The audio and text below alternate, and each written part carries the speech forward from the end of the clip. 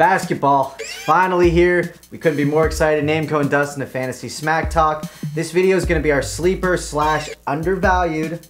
That's key to this video. Before we get into it, some housekeeping notes. In terms of the rankings, we're going to have all of those on the site, including the top 100 cheat sheet. But this year, we're not going to be doing videos for every single position. With the shortened free agency period, there's just so much movement, it'd be crazy to do so. So Dustin, let's get him some sleepers. First guy we're going to talk about is Gallinari out in Denver. When you look at that depth chart, you just really ask yourself who's going to score out there. And one of the guys is definitely going to be Gallinari. They're going to ask him to do a lot, and I think you'll be able to get him late enough in the draft where he can have a lot of value for your team. The next guy we're going to talk about is Roy Hibbert. And one of the main things we love about this guy is a big man. He's played 81 games 2 years in a row, so you got to love that. And if you notice, he was a little fatter last year. Apparently he's trimmed down and that's turned into muscle. It was some 2-year process.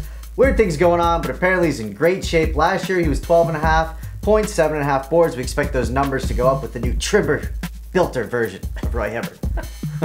Next, we got Paul Millsap. You know, over the last 3 years or so, he was kind of on everyone's sleeper list, waiting for him to break out, and last year it finally happened. In 34 minutes a game last year, he averaged 17 points and 8 boards. And no matter what happens with the starting lineup or whatever out in Utah, or if he even gets traded, he's gonna get minutes and he's gonna put up great numbers. Next, we got a rookie, and it's not always about talent or experience. It's sometimes about just your opportunity. And Tristan Thompson of the Cavs, he's going to have plenty of opportunities because that team is just garbage, god-awful. He should be starting at power forward. He's a great leaper, great offensive rebounder in college. You know, if you're in a deeper league, we really like this guy as kind of a late-round flyer.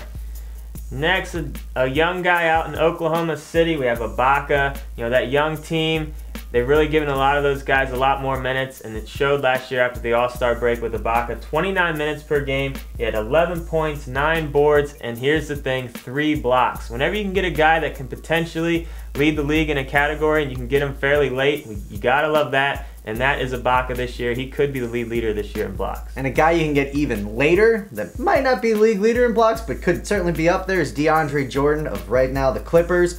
A lot of teams are making him offers at this point when we're shooting the video, but the Clippers are matching everything. So regardless, wherever he plays, he should be getting the minutes. He was solid last year, could be a double-double guy and throwing about 2 blocks a game. We really like him as a late-round flyer. You can get a couple rounds after Ibaka.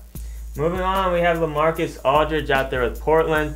With Roy completely done, out of the way, Aldridge is going to be asked to do even more like he was asked to do last year when Roy was out, and he played great. His numbers were up across the board. And one of the other reasons we had him on this list is because of his health, and now he has that heart issue. But apparently the heart thing doesn't sound that serious, and it might actually help you get Aldridge even cheaper because he might slip down even further because of that. But it doesn't sound like it's going to be an issue, so we say draft Aldridge with confidence. Next, we got a point guard that we really like. It's Ty Lawson. This kid played great after the All-Star break, averaging 14 points, 7 dimes, 1.5 steals. Just solid numbers across the board. We think there's no way Miller's going to start. It should be Lawson's job to lose out there.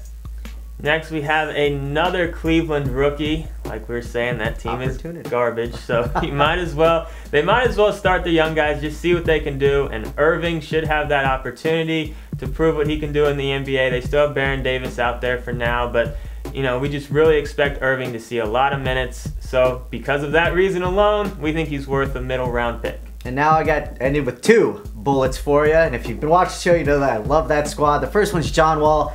Everybody should love this guy. He played great last year, and he was banged up. The guy's got an amazing first step. I expect his jumper to be better this year as well. And my bonus bullet this year is Jan Veselý, your dunk champion. Heard it here first. This guy can jump through the roof. He's a Slovak. I love that, hence the silent J in my name.